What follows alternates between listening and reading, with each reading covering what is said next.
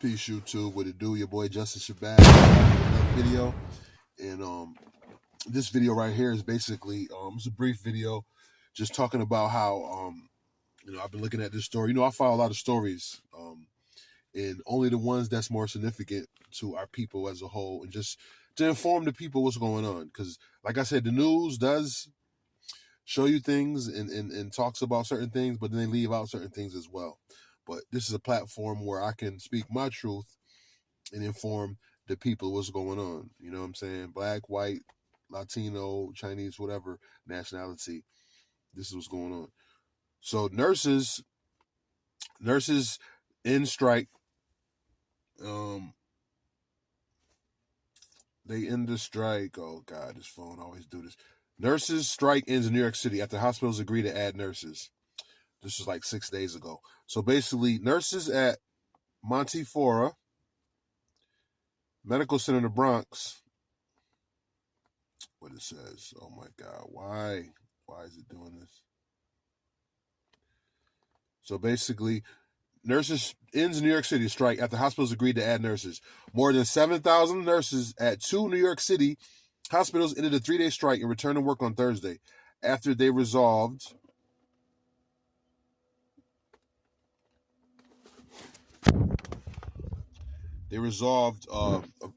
pretty much a situation that was not going nowhere. More than 7,000 nurses at 2 New York City hospitals ended a 3-day strike and returned to work on Thursday after they resolved what they said was the major sticking point in negotiations with the hospitals. Too few nurses, and you hear that all the time. In my job, I see it. These places are understaffed, and they don't really people don't want to work no more. The tentative contract deals the nurses reached with Mount Sinai Hospital, Manhattan, and Montefiore Medical Center in the Bronx early Thursday would also increase their pay. An agreement the unions of hospitals had largely nailed down before the strike began. But many nurses on the picket line this week said their main priority was improving working conditions by adding nurses to short-staffed hospital floors, where they said crowded conditions had put patients at risk and led to stress and burnout among staff. That also became the priority of the union in the negotiations. I feel like you're doing the basic that you need to get done for the patient, said Kelly Del Palma, a night nurse in the Montefiore emergency room, who said 15 patients were typically handed off to her when she arrived at work. The medications ordered, you give them that, but you don't have time to do much else. You're just kind of treading water to get through the night. Yeah, it's a lot, a lot of stuff going on.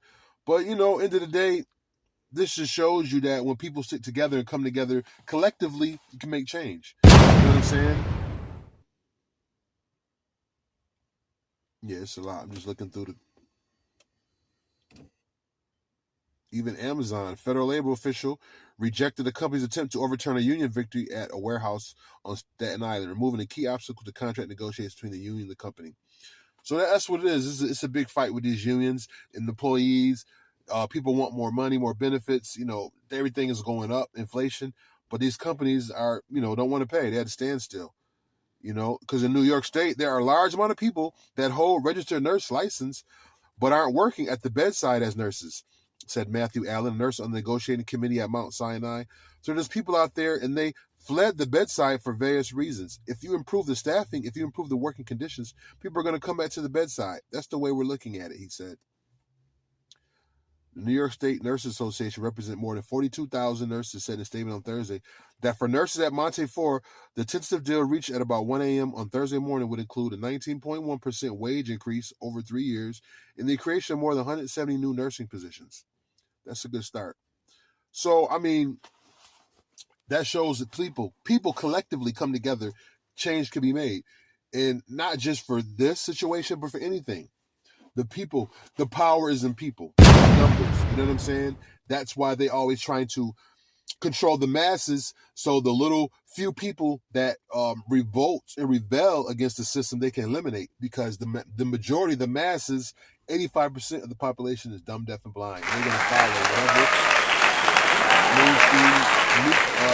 media, mainstream news give them and feed them, and they're going to accept that without looking outside the box, because 85% of people are locked in this box, and they only go off of what people tell them, mainly news and government officials and agencies, things like that. But I mean, people don't want to work when it's messed up conditions, when it's low staff. You don't want to pay people. What do you expect?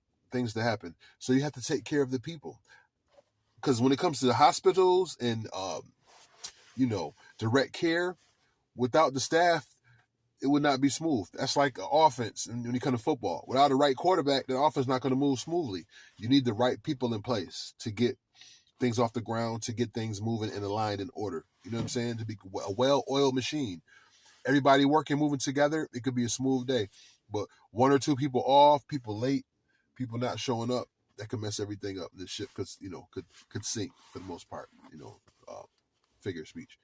Protons, electrons always cause explosions. Have a beautiful day. Just wanted to come with that story and give you my insight on it. Good thing they worked it out, because there have been more deaths and more people that would have suffered from the lack of staff and the lack of pretty much care for the staff. Peace.